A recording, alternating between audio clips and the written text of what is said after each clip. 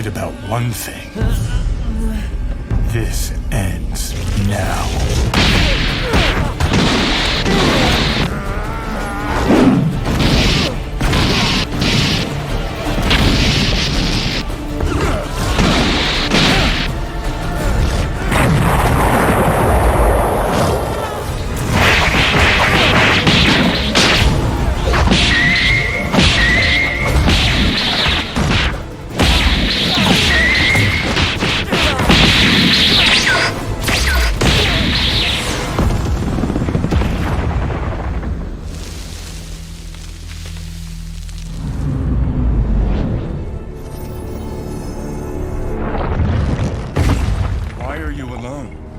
Where are your friends?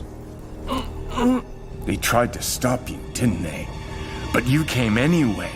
Your anger was too much. What kind of hero abandons his friends to pursue revenge? Abandons his family?